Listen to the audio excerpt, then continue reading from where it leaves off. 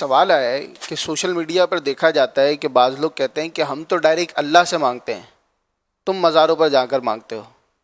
یہ کہہ رہے ہیں کہ ایسا جملہ کہنا کیسا ہے؟ حاکم حکیم داد و دوا دیں یہ کچھ نہ دیں. اعلیٰ حضرت فرماتے ہیں حاکم حکیم داد و دوا دیں یہ کچھ نہ دیں. یعنی کہ حاکم جو ہے وہ فریاد سنتا ہے.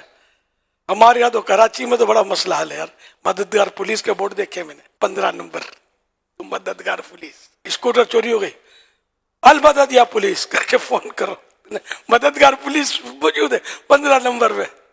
اب کیا خیال ہے اس کو دو مشورہ،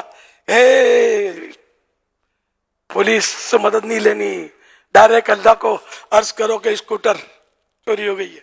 حرج نہیں ہے اس میں اللہ کی بارگاہ میں عرض کرنے میں، لیکن مطلب یہ کہ ظاہر ہے کہ نظام بنا ہوا ہے کائنات کا، تو یہ نظام بھی تو چلے گا ہی نا یار. تو اس میں مطلب کوئی حرج نہیں ہے. قرآن کریم میں ہے کہ جب سکندر ذوالقرنین نے وہ دیوار بنائی نا، سد سکندری مشہور ہے، لوگوں سے آپ نے فرمایا اعینونی بقوہ، میری طاقت کے ساتھ مدد کرو. اب انہیں سمجھاؤ جا کے کہ یہ کیا کر دیا آپ نے. یا اللہ سے عرض کرتے یا اللہ تو ہی دیوار بنا دے، ان کو کیوں کہتے ہو. تو یہ مطلب دنیا کے نظام ہے، عالم اسباب، ایک دوسرے سے مدد کے بغیر تو کچھ بھی نہیں ہوتا. اگر ماں دودھ نہ پلائے تو یوں ڈال دے، کیا خیال ہے بچے کا ہوگا کیا؟ جو ہوگا آپ سمجھتے ہیں. تو ماں اس کی مدد کرتی ہے، دودھ پلاتی ہے. پھر تھوڑا سنبھلتا ہے، باپ مدد کرتا ہے، انگلی پکڑ کے چلا کر لے جاتا ہے. پھر اس کی تربیت، تعلیم، غذا، یہ وہ ساری مدد مدد مدد، یہاں تک کہ جب بچہ بڑا ہو کر فوت ہوتا ہے خود ہی قبر میں گڑ نہیں جاتا، کندھوں پہ سوار ہو کر تدفین کے مراحل سے گزرتا ہے. چاروں طرف امداد امداد امداد امداد کا نظام موجود ہے.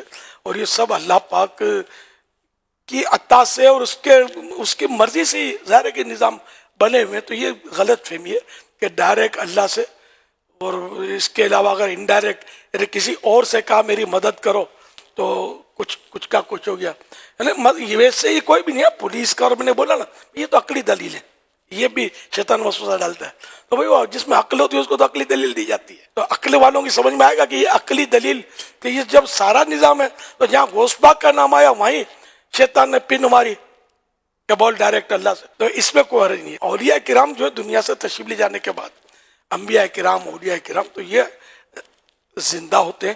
اس کی کئی نظیریں موجود ہیں، قرآن کی آیتیں موجود ہیں. ولا تقولوا لمن يقتل في سبيل الله اموات بل احیاء ولكن لا تشعرون، کہ جو اللہ کی راہ میں مارے جائیں، شہید ہو جائیں، ان کو مردہ نہ کہو بلکہ وہ زندہ ہیں لیکن تمہیں شعور نہیں ہے.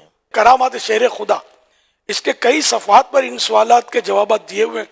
آپ پڑھیں انشاءاللہ آپ کے وسوسے ختم ہو جائیں گے کہ ظاہری زندہ سے بھی مانگی جا سکتی ہے، دنیا سے جو رخصت ہو چکے اولیاء کرام، انبیاء کرام، ان سے بھی مانگی جا سکتی مدد. اس کی بالکل روایتیں موجود ہیں اور حدیثیں موجود ہیں.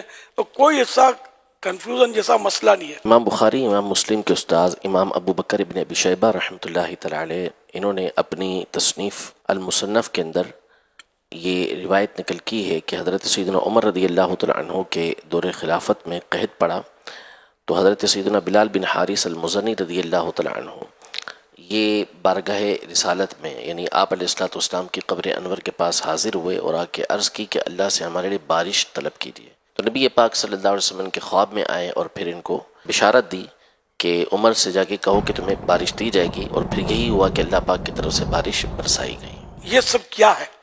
یہ مددیں تو ہیں، مددیں بھی ہیں، غیب کی خبریں بھی ہیں. تو مطلب یہ سب طاقتیں اللہ نے دی ہیں، اللہ کی عطا سے سب کچھ ہے.